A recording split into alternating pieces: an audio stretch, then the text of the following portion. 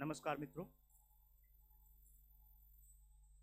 विकसित कृषि संकल्प अभियान के बारे में जानकारी साझा करने के लिए आज हमारे बीच माननीय केंद्रीय कृषि एवं किसान कल्याण मंत्री भारत सरकार श्री शिवराज सिंह चौहान जी उपस्थित हैं। मैं माननीय केंद्रीय मंत्री जी का हार्दिक स्वागत करता हूं। साथ ही कृषि सचिव Shri Devesh Chaturvedi ji, DARE and ICR महानिदेशक डॉक्टर मांगीलाल जाट जी और DDG ICR doctor Rajveer Singh ji का भी हार्दिक स्वागत है। विकसित कृषि संकल्प अभियान के बारे में विस्तृत जानकारी देने के लिए अब मैं माननीय मंत्री महोदय से निवेदन करूंगा कि वे मीडिया को संबोधित करें। मित्रों, आप सबका स्वागत। प्रधानमंत्री श्रीमान नरेंद्र मोदी जी के नेतृत्व में विकसित भारत के निर्माण का अभियान चल रहा है और विकसित भारत के लिए विकसित कृषि, विकसित खेती और समृद्ध किसान ये जरूरी है। और हम सब जानते हैं कि आज भी कृषि भारतीय अर्थव्यवस्था की रीढ़ है। लगभग आधी आबादी के रोजगार का साधन है, आजीविका है। और इससे भी अगर आगे बढ़ के कहूं तो देश की खाद्य सुरक्षा का आधार है। 4 उद्देश्य कृषि विभाग के, कृषि किसान कल्याण के। एक, देश की खाद्य सुरक्षा सुनिश्चित करना। लगभग 145 करोड़ का हमारा देश, इसको भरपूर खाद्यान्न मिले, सब्जियां और फल की उपलब्धता भी हो, किसान की आजीविका ठीक चले, मतलब कृषि फायदे का धंधा बने, और खाद्यान्न तो मिले लेकिन पोषण युक्त, उसका प्रयत्न करना। और चौथा, जो हमारे प्राकृतिक संसाधन है उनका संरक्षण करना, उनका उपयोग ऐसा करें कि वो आने वाली पीढ़ियों के लिए भी खाद्यान्न, फल और सब्जियां उत्पन्न करते रहे। और इसके लिए कृषि और किसान कल्याण विभाग ने अपनी रणनीति बनाई है। इन लक्ष्यों की पूर्ति के लिए हमारी 6 सूत्रीय रणनीति है। एक, उत्पादन बढ़ाना। मित्रों, आप सब जानते हैं, हम सब जानते हैं कि हमारे यहां अपने किसानों के पास लैंड होल्डिंग बहुत कम है। जोत के आकार छोटे छोटे हैं। अमेरिका, ऑस्ट्रेलिया और ब्राजील जैसे देशों में 10-10, 15-15 हजार एकड़ के फार्म हाउस मिलेंगे, लेकिन हमारा किसान छोटा है। 1 एकड़, 1.5 एकड़, 2 एकड़, 2.5 एकड़। और इसलिए जब हम अपनी योजना बनाते हैं तो इस छोटे जोत के आकार में किसान कैसे बेहतर खेती करे। एक, उत्पादन बढ़ाना। दूसरा, उत्पादन की लागत घटाना। तीसरा, उत्पादन के ठीक दाम देना। चौथा, प्राकृतिक आपदाओं में नुकसान हो जाए तो उसकी भरपाई करना। पांचवा, कृषि का विविधीकरण, डाइवर्सिफिकेशन। उसके साथ साथ वैल्यू एडिशन, फूड प्रोसेसिंग, बाकी सारी चीजें। और एक बहुत महत्वपूर्ण, नेचुरल फार्मिंग, प्राकृतिक खेती, जैविक खेती। अभी इन उद्देश्यों की पूर्ति के लिए अलग अलग हमारी कई संस्थाएं काम कर रही हैं। कृषि विभाग भारत सरकार का, राज्य का विषय है कृषि, इसलिए कृषि विभाग राज्य सरकार का। हमारा कृषि अनुसंधान परिषद ICR, एग्रीकल्चर यूनिवर्सिटीज, कृषि विज्ञान केंद्र और ICR के भी 113 संस्थान, 731 कृषि विज्ञान केंद्र। प्रयत्न चल रहे हैं, मैं नहीं कहता कि प्रयत्न नहीं चल रहे, लेकिन कई बार ये प्रयत्न अलग अलग दिशाओं में चलते रहते हैं। अभी जो प्रयत्न चल रहे हैं उनके परिणाम भी आए हैं। मैं आज प्रसन्नता पूर्वक आपको बताना चाहूंगा 2023-24 में टोटल जो फूड ग्रेन का उत्पादन था, खरीफ में था 1557.68 लाख टन, 1557.68 लाख टन। और मुझे बताते हुए प्रसन्नता है 24-25 में वो हो गया 1663.91 लाख टन, 1663.91 टन, 1557 से 1663।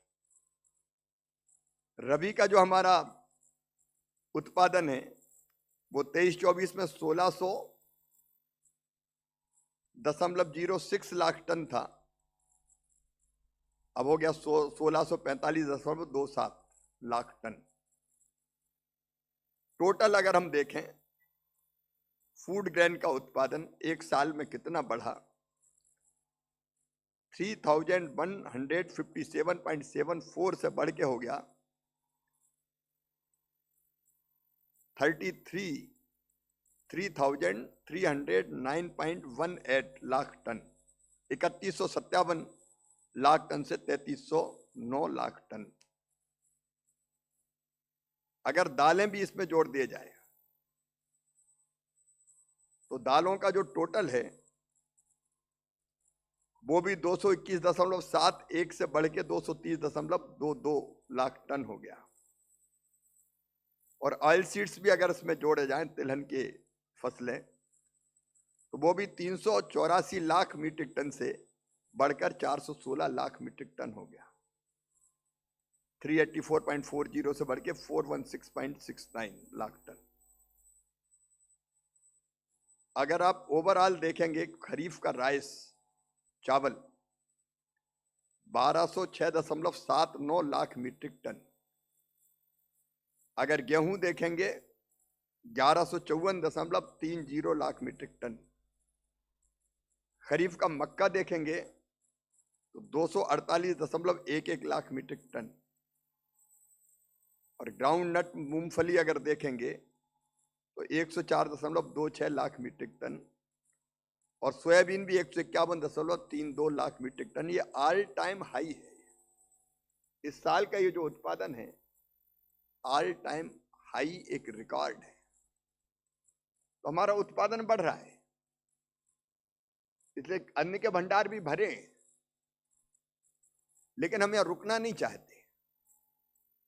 हम अपने देश की जरूरत भी पूरा करेंगे, और भारत चूंकि विश्व बंधु भी है तो दुनिया के कई देशों को भी मदद करेगा। और हमारा तो सपना और संकल्प है एक दिन भारत को फूड बास्केट ऑफ वर्ल्ड, दुनिया का फूड बास्केट बनाना है। और इसलिए हम लोगों ने तय किया खरीफ की फसल के लिए कि हम सारे संस्थान जो कृषि के उत्पादन को बढ़ाने के लिए, लागत घटाने के लिए काम कर रहे हैं, उन सबको एक साथ लाके एक दिशा में ले जाएं। कई बार आपस में तालमेल ही नहीं होता।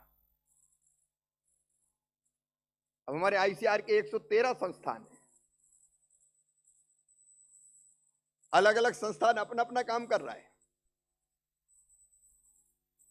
लेकिन आपस में बेहतर कोऑर्डिनेशन की जरूरत है। राज्य सरकार अपने प्रयत्न करती है, केंद्र सरकार की अपनी योजनाएं, यूनिवर्सिटीज अपना काम करती है, तो हमने तय किया कि इन सबको जोड़ के एक दिशा में ले चलो। पिछले दिनों हमने खरीफ कॉन्फ्रेंस की थी जिसमें कई राज्यों के कृषि मंत्री आए थे और हम लोगों ने तय किया कि इस साल खरीफ की फसल के लिए हम विकसित कृषि संकल्प अभियान चलाएंगे। अभी हमारे जो रिसर्च होते हैं 16,000 वैज्ञानिक है हमारे पास, सब रिसर्च के काम में लगे हुए हैं। लेकिन अभी रिसर्च यहीं से तय होती है, जो पुरानी रिसर्च है उसी को आगे बढ़ा रहे हैं। हम देखें तो कि ये रिसर्च आज के लिए उपयोगी है कि नहीं है। किसानों के सामने समस्या क्या है, उनके लिए जरूरी रिसर्च कौन से है। और इसलिए हमने तय किया कि डिमांड ड्रिवन रिसर्च होनी चाहिए। हमने ये अभियान बनाया। इस अभियान में हम 2170 टीमें बना रहे हैं वैज्ञानिकों की, 2170 टीम। इसमें कम से कम 4 साइंटिस्ट, 4 वैज्ञानिक एक टीम में होंगे। इनके साथ और एग्रीकल्चर यूनिवर्सिटी के, राज्य के इन वैज्ञानिकों के साथ जोड़ेंगे हम यूनिवर्सिटीज को, कॉलेजेस को, राज्य सरकार के अमले को, कृषि विस्तार का अमला रहता है,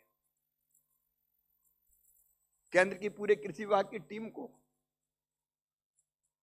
प्रगतिशील किसानों को, एफपीओज को। और ये टीम एक जिले में 3 टीमें जाएगी देश में। तीनों टीम का क्षेत्र बटा रहेगा, कितने गांव में जाएगी।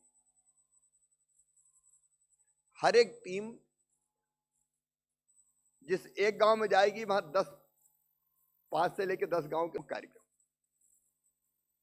और इस कार्यक्रम में पोषक तत्व है, कितना है, वर्षा कितनी होती है, जलवायु कैसी है पूरी, और उसके आधार पर वहां के सॉइल हेल्थ कार्ड। कई बार सॉइल हेल्थ कार्ड का उपयोग नहीं होता, सॉइल हेल्थ कार्ड बना, किसान उसका उपयोग ही नहीं कर रहे। तो सॉइल हेल्थ कार्ड के में जो मिट्टी में तत्व है या जिनकी कमी, उसके आधार पर यहाँ कौन से बीज किस फसल के अच्छे रहेंगे, कौन सी फसल ठीक होगी, वो किसानों को बताएगी। किस पद्धति से बोनी की जाए ये भी बताएगी। कौन सा खाद कितनी मात्रा में डाला जाए ये भी बताएगी।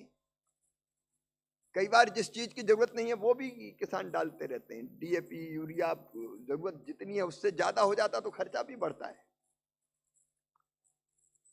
और मिट्टी का स्वास्थ्य भी खराब होता है।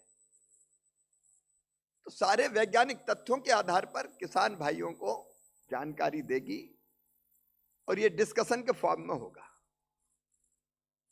लेकिन केवल ये जानकारी से आए, एक रचनात्मक अभियान है। इसमें किसान और विज्ञान दोनों जुड़ेंगे। हमारा मंत्र है, एक राष्ट्र, एक कृषि, एक टीम। सब मिलकर एक दिशा में काम करेंगे। जो समस्या है उनके समाधान के रास्ते खोजेंगे, वैज्ञानिक रास्ते खोजेंगे और चर्चा के आधार पर अगली रणनीति बनाएंगे। इसके लिए टीमें, एक जिले में जैसा मैंने बताया 3 टीम जाएगी, एक दिन में 2 कार्यक्रम होंगे, पूरा देश हम कवर करेंगे। आज ही राज्यों के कृषि मंत्रियों के साथ मेरी वीडियो कॉन्फ्रेंसिंग है। एक बार चर्चा हो चुकी है, मुख्यमंत्रियों को मैंने निवेदन किया। कई राज्यों में मैं जाके आया हूं अभी। कल मैं महाराष्ट्र में था, उसके पहले छत्तीसगढ़, उसके पहले आसाम, उसके पहले नागालैंड, अभी बाकी राज्यों में भी जाएंगे। 29 मई को यह अभियान प्रारंभ करेंगे। एक कार्यक्रम पुरी में होगा, भगवान जगन्नाथ को प्रणाम करके हम कैसे इसी खरीफ की फसल में उत्पादन और बेहतर कर पाए, बढ़ा पाए। और किसान फायदे की खेती करें, इसके लिए उनको भरपूर सहयोग कर पाएं। इस भाव से ये अभियान हम प्रारंभ कर रहे हैं। प्रधानमंत्री जी हमेशा कहते हैं लैब टू लैंड जोड़ो। लैब से खेत को तो जोड़ो, वैज्ञानिक से किसान को तो जोड़ो। रिसर्च अलग चलती रहती है और खेती अलग चलती रहती है, ये नहीं चलेगा। हमारे स्वर्गीय प्रधानमंत्री लाल बहादुर शास्त्री जी ने कहा था, जय जवान जय किसान। जवान सीमाओं पे, किसान खेत में। अटल जी ने जोड़ा उसमें जय विज्ञान, और मोदी जी ने जोड़ा जय अनुसंधान। तो विज्ञान और अनुसंधान किसान के द्वार जाएगा,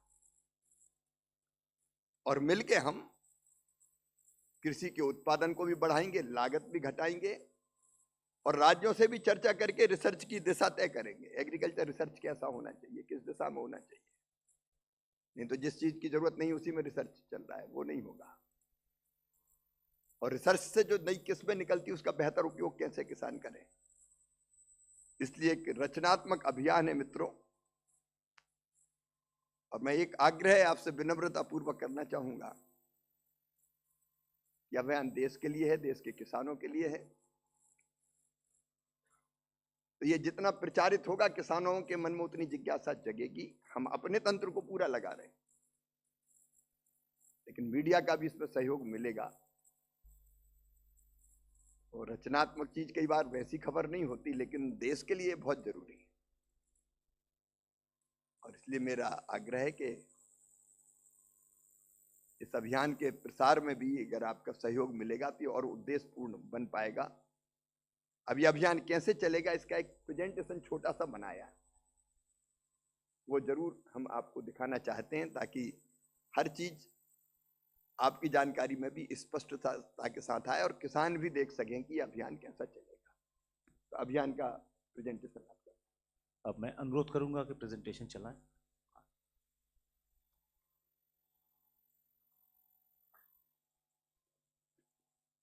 आप सबको मेरा नमस्कार। विकसित कृषि संकल्प अभियान, जैसे कि माननीय मंत्री जी ने बताया, 29 मई से 12 जून तक चलेगा। ये एक रचनात्मक अभियान है और उसके मुख्य उद्देश्य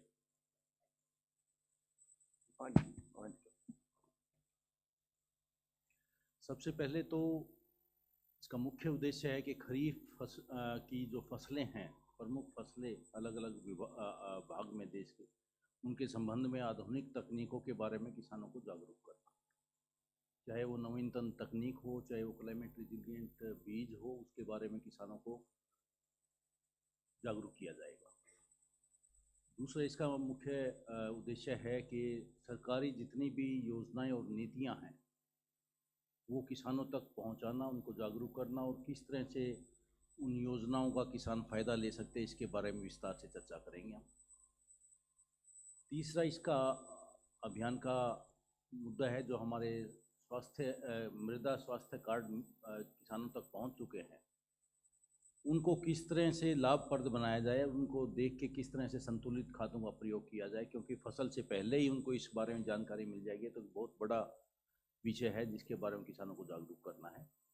और इसका एक और जो मकसद है वो, जैसे मंत्री जी ने बताया था कि सभी वैज्ञानिक किसानों के पास जाएंगे, तो किसानों का असली जो फीडबैक है, उनकी क्या ज़रूरतें हैं, रिसर्च किस डायरेक्शन में चलनी है, उसमें क्या बदलाव आने चाहिए ताकि उनको फ़ायदा हो।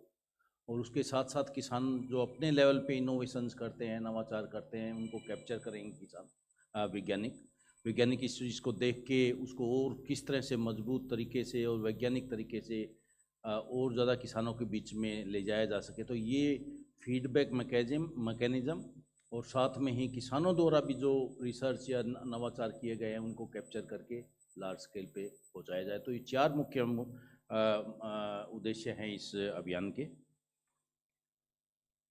जैसा कि माननीय मंत्री जी ने बताया था कि प्रधानमंत्री जी के लैब टू लैंड के आह्वान पे ये प्रोग्राम लागू किया गया है, कर रहे हैं। इस अभियान में हम 65,000 से अधिक गाँव में वैज्ञानिक के दल किसानों से सीधा संवाद करेंगे। 723 जिलों में जो हमने इसका कार्यक्रम बनाया है, 723 जिले जो एग्रीकल्चर से ज़्यादा रिलेटेड हैं, जहाँ पे खेती एक विषय है, उन सभी जिलों के अंदर चलाएंगे। हर जिले में 3 टीमें जाएंगी और उस टीम में 4 से 5 विषय विशेषज्ञ होंगे, वैज्ञानिक होंगे और कृषि विभाग के अधिकारीगण होंगे, और उसके साथ साथ जो इनोवेटिव फार्मर्स हैं उनको भी हम शामिल करेंगे।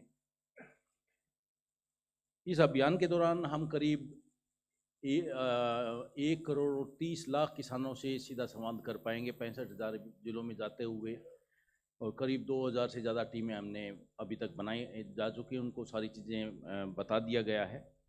जैसे कि मंत्री जी ने बताया था कि ये जो वैज्ञानिक दल है प्रतिदिन 3 पंचायतों में कार्यक्रम करेगा, लेकिन सुबह और शाम ज़्यादा फोकस रहेगा, क्योंकि खरीफ का मौसम है और गर्मी के दिन है, तो दोपहर के अंदर हम किसी गांव में रुकेंगे, वहाँ पे भी किसानों के साथ पंचायत घर में या कोई एक जो कॉमन जगह होती है वहाँ पे बैठ के किसानों के साथ चर्चा करेंगे।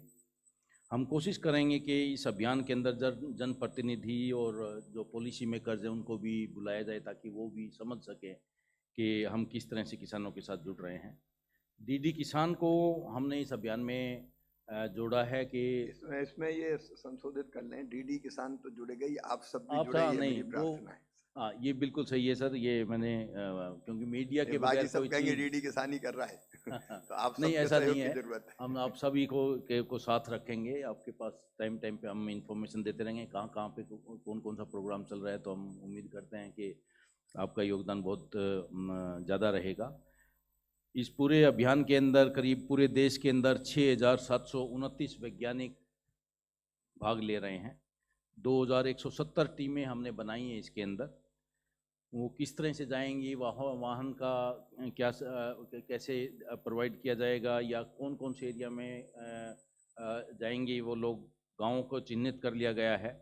तो कुल मिला के हम 1 करोड़ से ज़्यादा किसानों को इसके अंदर भागीदारी बनाएंगे। माननीय कृषि मंत्री जी अभी हरियाणा, आसाम, नागालैंड, मिजोरम, महाराष्ट्र में जैसे मंत्री जी ने बताया था कि कल ही वो जाके आए, वहाँ से बहुत अच्छा स्टेट गवर्नमेंट के साथ वार्तालाप हुआ और वो इसमें बहुत बड़े सहयोगी बन रहे हैं। तो सभी वैज्ञानिक गाँव की ओर जा रहे हैं। विकसित भारत, विकसित कृषि और विकसित गाँवों से ही विकसित भारत बनना है। इसको निगरानी करने के लिए, रिपोर्टिंग करने के लिए भी हमने एक मैकेनिज्म बनाया है। हर रोज़ इसकी रिपोर्टिंग होगी, उसके लिए कंट्रोल रूम एक हमारे आईसीआर के अंदर, कृषि विस्तार विभाग के अंदर बनाया गया है। डिजिटल डैशबोर्ड भी हमारा प्रत्येक टीम को कोड दे दिया गया है, उससे वो दैनिक रिपोर्टिंग कर सकते हैं। केवी के किसानों के बीच वितरण के लिए विस्तार साहित्य है, क्योंकि जो पैकेज ऑफ प्रैक्टिस है डिस्ट्रिक्ट वाइज जो है वो हमने तैयार कर ली है। तो जो लिटरेचर है क्या, और जो सेंट्रल और स्टेट गवर्नमेंट की जो स्कीमें हैं उनका लिटरेचर पूरा तैयार कर लिया गया है।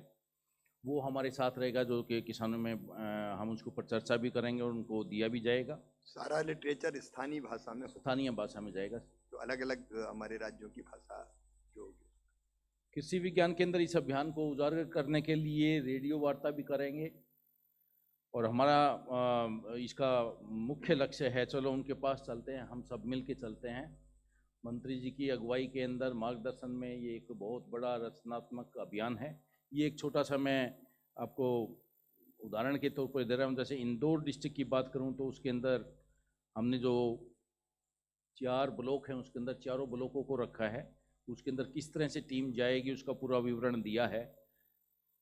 और एक एग्जांपल और मैंने दिया है, जो इसके नेक्स्ट स्लाइड प्लीज। इस तरह से हमारा रूट मैप रहेगा, ये भी फाइनल कर लिया गया है। हर वैज्ञानिक और हर टीम को इसके बारे में बता दिया गया है, आप कहाँ कहाँ जाएंगे, कैसे कैसे जाएंगे, कौन कौन सा रास्ता है, कौन सा दूरी, कौन से गांव में कितने दूर है, कहाँ पे विश्राम करेंगे, कहाँ पे फिर शाम का प्रोग्राम करेंगे। इस तरह से हमने पूरा एक प्लान बना के हर टीम को दे दिया है, और इसको पूरा निर्धारित समय पे और निर्धारित योजना के तरीके से हम कर रहे हैं। एक और एग्जांपल दिखाना चाहूँगा, ये हमारे किनेरी महाराष्ट्र के अंदर कोल्हापुर के अंदर है। कोल्हापुर डिस्ट्रिक्ट के अंदर किस तरह से कवरेज करेंगे, तीनों टीम कैसे कैसे जाएंगी, वो मैंने थोड़ा सा डिटेल बताने की कोशिश की है। मेरा यहाँ पे भाव यही है कि हर डिस्ट्रिक्ट के अंदर इस तरह की प्लान बना के वैज्ञानिकों की टीम को दे दिया गया है, ताकि वो और उन वहाँ पे जो डिस्ट्रिक्ट ऑफिसर्स हैं उनके साथ उनका वीडियो कॉन्फ्रेंसिंग या फिजिकल मीटिंग हो रही है, अगले एक हफ्ते में ये और चीज़ें बहुत सरल तरीके से उनको समझा दी जाएगी। नेक्स्ट, ये मैं थोड़ा सा बताना चाह रहा हूँ कि 3 टीमें जो होगी वो किस तरह से मूव करेगी पूरे डिस्ट्रिक्ट के अंदर, एक वीडियो की मदद से मैंने दिखाया है। तो कुल मिला के ये मंत्री जी के मार्गदर्शन के अंदर सभी 2170 टीमें 29 मई से इसका अभियान स्टार्ट होगा। 12 जून तक 1 करोड़ से ज़्यादा किसानों के साथ हम सीधा संवाद करेंगे, प्रचार और प्रसार पूरा किया जाएगा, ताकि इनडायरेक्टली भी हम 3 या 3.5 करोड़ लोगों से, किसानों से हमारी कोशिश है कि जिनसे 1 करोड़ 20 लाख सीधे जुड़ें, जिनसे संवाद में भाग लें, और बाकी प्रचार प्रसार माध्यमों से बाकी किसानों के पास तक भी ये बात जाए। हाँ, थोड़ा सा और ऐड करना चाहता हूँ, ये सिर्फ इस खरीफ सीजन के लिए ही नहीं है, ये दोनों सीजन में साल में 2 बार, तो अभी खरीफ में शुरू होगा, फिर रबी में 15 दिन का अभियान चलेगा, और हर साल दोनों सीजन में ये अभियान चलेगा। इस अभियान से जो सीख मिलेगी उसको हम नेक्स्ट में रबी वाले में इंटीग्रेट करेंगे। तो ये कंटिन्यूड प्रोग्राम है, ऐसा नहीं है कि सिर्फ एक सीजन के लिए हमने शुरू किया है। थोड़ा सा ये ऐड करना चाहता था। 11 महीना लैब में, 1 महीना किसानों के बीच खेत में। धन्यवाद सर। नहीं, बहुत बहुत धन्यवाद। अच्छा, मीडिया के मित्रों से निवेदन है कि वे अपना प्रश्न पूछ सकते हैं और एक एक करके अपना परिचय भी दें और प्रश्न पूछें। नंबर 2 पीछे है, ये आगे आगे। नमस्कार, मैं संदीप दास फाइनेंशियल एक्सप्रेस से हूँ। तो ये मानते हैं कि एग्जिस्टिंग जो सिस्टम है उसमें जो लैब टू लैंड की बात कर रहे हैं, तो वो थोड़ा सा वीक है। मानते हैं कि ये अभियान चलाने की जरूरत नहीं था, क्योंकि मैंने प्रारंभ में आपसे कहा कि अब तक जो प्रयास चल रहे हैं उसके कारण भी कितना उत्पादन बढ़ा, वो मैंने आपको निवेदन किया। लेकिन सुधार की गुंजाइश सदैव रहती है और बेहतर करने की ललक सदैव रहनी चाहिए। तो जो बेहतर कर रहे हैं उसको और बेहतर कहाँ कहाँ कर सकते हैं, जैसा मैंने क्लियर बताया आपको कि वैज्ञानिक किसान से बैठ के बात करेंगे तो कई चीजें और बेहतर होंगी। धन्यवाद। आप पीछे आप 131। सर, मैं लक्ष्मी पीटीआई से हूँ। ये जो कैंपेन है तो इसमें किस तरह का तकनीक आप समझाएंगे सर, क्योंकि आपका विंडो तो 15 दिन का आपने कैंपेन रखा है बुआई के पहले।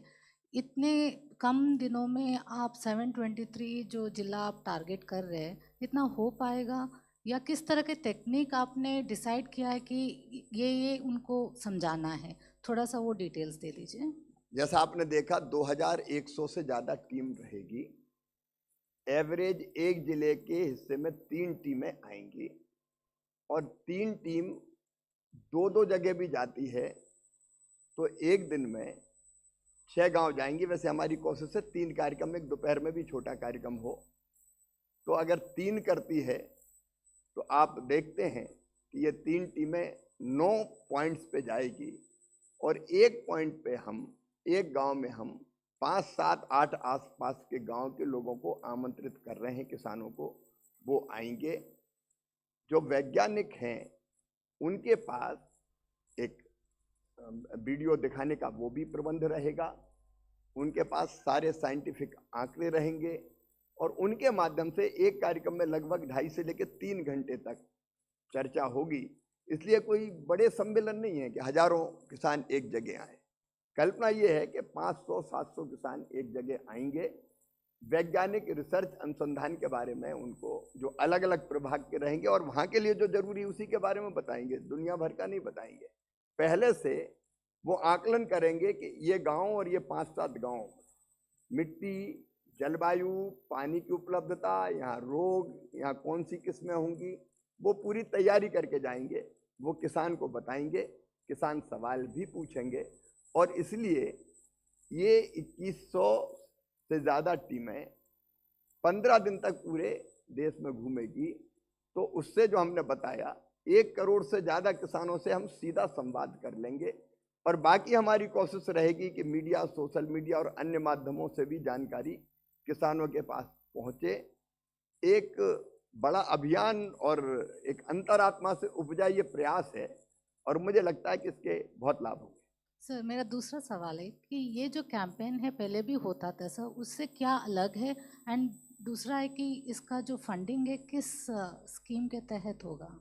राज्य और केंद्र मिलके कर रहे हैं, इसमें बड़े फंड नहीं लगने, क्योंकि कार्यक्रम छोटे छोटे होंगे तो टेंट के खर्चे, उसके खर्चे, ये बहुत 500-600 लोगों के बैठने की व्यवस्था होगी, माइक रहेगा, गाड़ियां जो हमारे पास उपलब्ध है उनका इस्तेमाल करेंगे, कुछ जरूरत पड़ेगी तो राज्य सरकार के सहयोग से राज्यों के पास जो वाहन है हमारी राज्य सरकारों से बात होगी उनका इस्तेमाल करेंगे, कुछ वाहन की जरूरत पड़ेगी तो वो वाहन ले लिए जाएंगे। तो ये कोई बड़ा खर्चीला अभियान और इसमें अरबों रुपया लग जाएंगे, ऐसा कुछ नहीं है।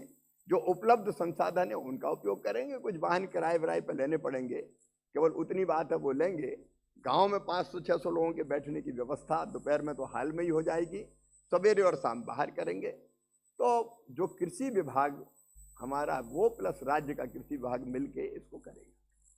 Thank you. आपने जो एक प्रश्न पूछा था ये डिफरेंट कैसे है, ये एक तो राष्ट्रव्यापी है, दूसरा इसमें कन्वर्जेंस की बात, तो माननीय मंत्री जी ने बोला एक देश एक कृषि एक टीम।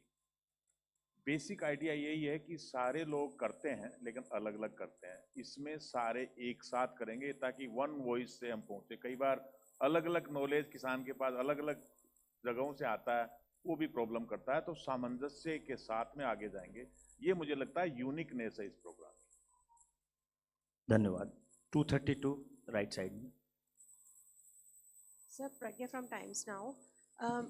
आप जब कृषि की बात करते हैं तो पानी उसका बहुत इंपॉर्टेंट फैक्टर है। आज आप जब किसानों से मिलेंगे, मैं तो मान रही हूँ शुरुआत आज से करेंगे, आप किसानों से मिलेंगे तो आप उन्हें ये भी बताएंगे कि इंडस वाटर ट्रीटी से कितना पानी हम लोगों को मिलेगा और क्या फ़ायदा उनको होने वाला है। सर, अगर आप कुछ पॉइंट्स हमें बता दें यहाँ पर कि क्या फ़ायदा उनको, कितना पानी कहाँ से इंडस वाटर ट्रीटी के थ्रू मिल रहा है जो हमने अबेंस में रखी है अभी मैडम ये इंडस वाटर ट्रीटी के लिए नहीं है ये प्रेस कॉन्फ्रेंस, कुछ किसान मुझसे मिलने वाले तब मैं उस पर चर्चा करूंगा।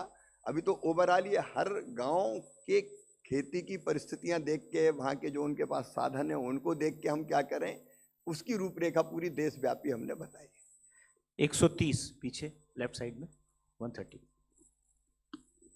सर, ये जो आपका ऑलरेडी जो अपना परिचय दे दें। This is Prateek Parija, I am from Bloomberg news sir. Sir, the existing system, we have scientists who go to the field. There is a set system of agricultural extension officer.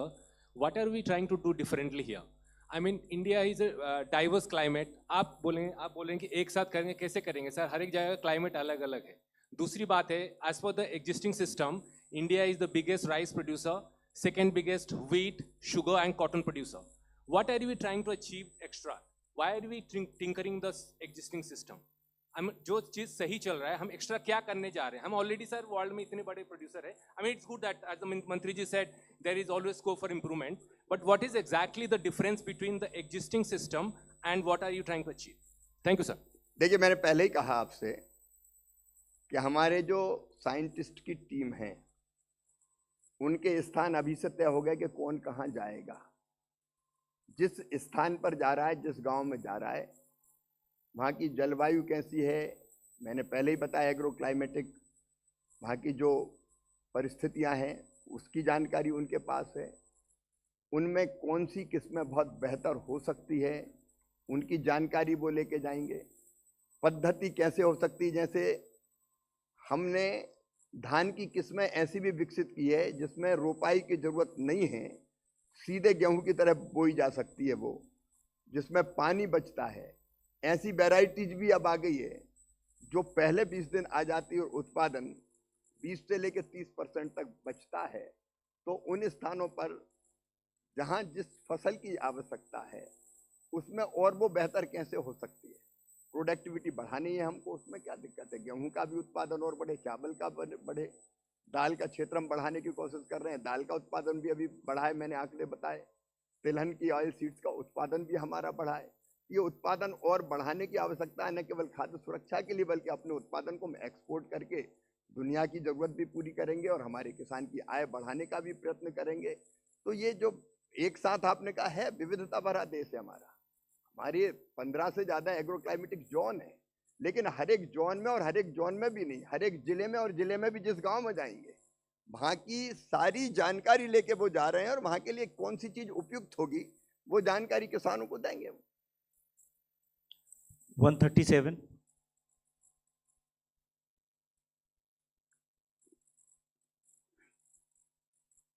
प्रशांत हूँ sir, प्रशांत देव, news 24 से। मेरा सवाल ये है कि आपने कहा कि आपकी साइंटिफिक टीम किसानों को अप्रोच करेगी, कहीं ऐसा नहीं कि वन वे अप्रोच हो जाए? किसान जब अप्रोच करना चाहेगा वो कैसे करेगा? वन वे नहीं, ये टू वे है। इस अभियान में भी हमने यही कहा कि वैज्ञानिक जानकारी देंगे, किसान भी उनसे सवाल भी पूछेंगे और उनकी समस्याएं भी बताएंगे। और हमने ये भी तय किया कि हमने ये भी कहा कि इससे हम रिसर्च की दिशा में अगर कुछ परिवर्तन की जरूरत होगी तो वो भी किसानों से बात करके तय करेंगे कि इस तरह की रिसर्च की और जरूरत है। तो ये भी टू वे होगा। और वैसे भी केवीके के माध्यम से किसानों से संवाद का क्रम लगातार चलता रहता है। मैं कृषि मंत्री के रूप में किसानों से लगातार मिलता रहता हूँ, आज भी किसानों से मिल रहा हूँ। तो किसानों की बात हमारे पास तक ढंग से आए, इसका भी चैनल हमने पहले से खोला हुआ है। Thank you. 11। मेरा नाम गार्गी परसाई है। मैं पहले हिंदू में थी, अभी फ्रीलांसर हूँ। मैं पूछना चाहती हूँ, एक तो इस पूरी प्रक्रिया का लागत कितनी होगी, दूसरा आपका जो प्रेस नोट है उसमें मैकेनाइजेशन पे काफ़ी ज़ोर दिया है। अभी आपने खुद कहा कि हमारे बहुत से किसान 1 हेक्टेयर से लेके 2.5 हेक्टेयर तक की भूमि है उनके पास, और पीछे देखा गया है कि जब जब मैकेनाइजेशन करा है तब तक जो बहुत बड़े फील्ड्स आपको चाहिए मैकेनाइजेशन के लिए। आपने ये भी कहा कि 50% लोग एंगेज्ड है इन एग्रीकल्चर। तो आई वांट टू नो कि इससे उनके ऊपर क्या असर होने वाला है, जो आपका डायरेक्शन जो आप लेना चाह रहे हैं उससे। एक पहले तो लागत बता दीजिए। एक तो मैंने बताया कि हम इसमें कोई पूरा फाइनेंशियल बजट कितना है इसके लिए? हमारा इसमें कोई फाइनेंशियल बजट नहीं है। हमारे पास जो उपलब्ध संसाधन है, कृषि विभाग के अमलों के पास, केवीके के पास, कृषि विभाग के पास, राज्य के कृषि विभाग के पास, अब कई वाहन राज्य उपलब्ध करा रहे हैं। अगर वैज्ञानिक जाएंगे तो राज्यों ने ऑफर किया कि हम गाड़ियों की व्यवस्था करेंगे। तो ऐसा अलग से कोई हमने करोड़ों का बजट नहीं बनाया कि इस अभियान में इतने करोड़ रुपया खर्चा होंगे। हमारे पास कृषि विभाग के पास जो उपलब्ध संसाधन है उन्हीं के अंदर ये कार्यक्रम संपन्न हो जाएगा। एग्रीकल्चर का जो एक्सटेंशन का अमला है उसके पास गाड़ियां रहती है, कुछ गाड़ी जरूरत पड़ेगी तो राज्य और कृषि विभाग मिलकर किराए पे ले लेंगे। इतना ही है, इसमें कोई भारी खर्चा नहीं होना है जी। नहीं, मैकेनाइजेशन में देखिए हमारे यहाँ आपने सही बताया कि छोटे छोटे किसान हैं, और इसलिए हमने एक योजना बनाई, कस्टम हायरिंग सेंटर खोले। किसान हमारा हर कृषि यंत्र नहीं खरीद सकता, तो हम कस्टम हायरिंग सेंटर लगातार खोलते जा रहे हैं। उनकी संख्या निरंतर बढ़ती जा रही है। जहाँ मैकेनाइजेशन के लिए जिस तरह की मशीनों की जरूरत है वो उसको किराए पर मिल जाए, नंबर 1। नंबर 2, मैकेनाइजेशन की एक स्कीम है भारत सरकार की, जिसके अंतर्गत हम राज्य सरकारों को धनराशि देते हैं, और राज्य सरकार जिस तरह की मशीनों की जरूरत होती है किसानों को, उसको सब्सिडी पर देने के काम करती है। कृषि यंत्र अलग अलग, और उसमें सब्सिडी 45% से लगा के 45 से 55 और सामूहिक में 80% है, वो देने का काम करता है। उसके लिए देखा गया कि मैकेनाइजेशन बहुत अप्रोप्रिएट नहीं है, और हमारे 85% फार्मर्स के पास छोटे छोटे किले हैं। उसका मैं आपसे पूछ रही हूँ, इसलिए छोटी छोटी आप सब्सिडाइज कर रहे हैं, कस्टम हायरिंग हो रही है, तो हो ही रहा है काफी सालों से। इसलिए हमारा मैकेनाइजेशन का जो डिवीजन है लगातार ऐसे कृषि यंत्रों को भी बनाता है जो छोटी जोत के आकार के खेतों में और छोटे किसान के लिए भी उपयोगी हो। 248। Hello sir, I am Shubhangi Mathur from money control. Sir, ये जो अवेयरनेस प्रोग्राम आपने लॉन्च किया है, उसके कुछ टारगेट सेट किए हैं क्या कि इसके बाद इतना प्रोडक्शन या यील्ड आप एक्सपेक्ट करते हैं इंक्रीज़ करना? क्योंकि प्रोडक्शन तो आप पहले ही बोल रहे हैं कि इंक्रीज़ हो रहा है, तो इस अवेयरनेस प्रोग्राम से आप क्या एक्सपेक्ट कर रहे हैं कि कितना और बढ़ेगा? एक इसका मुख्य उद्देश्य है किसानों तक आधुनिक तकनीकी की जानकारी रियल टाइम में पहुंचाना, और जब वो हम पहुंचाएंगे, तरीके खेती के थोड़े जहाँ ज़रूरत है वहाँ बदलेंगे, तो निश्चित तौर पर उत्पादन बढ़ेगा। और हमारा अंदाज ये है कि एग्रीकल्चर में एग्रीकल्चर ग्रोथ अगर 1.5-2% भी हो तो दुनिया में बहुत अच्छी मानी जाती है, लेकिन ये भारत है जो लगभग 3 से लेकर 3.5% की एग्रीकल्चर ग्रोथ हासिल कर रहा है, और अगले साल भी हमारी उम्मीद यही है कि हम 3-3.5% कम से कम जो आज का प्रोडक्शन है उसको बढ़ा लें। 166। हम इसके बाद दो नमस्कार और सर, मैं क्वेश्चन कोमल शर्मा भारत एक्सप्रेस से। जैविक खेती की भी बात की है कि जैविक खेती को लेकर भी अवेयर करेंगे, तो अभी ज़्यादातर देखा गया है कि बहुत केमिकल का इस्तेमाल किया गया है, तो उर्वरक क्षमता जो है वो भी ज़मीन की कम हो गई होगी। क्या ऐसे में हमारी जो साइंटिस्ट है उन्होंने कुछ और नई खोजें की है, जैविक खेती ज़्यादा से ज़्यादा उसके लिए प्रेरित किया जाए किसानों को?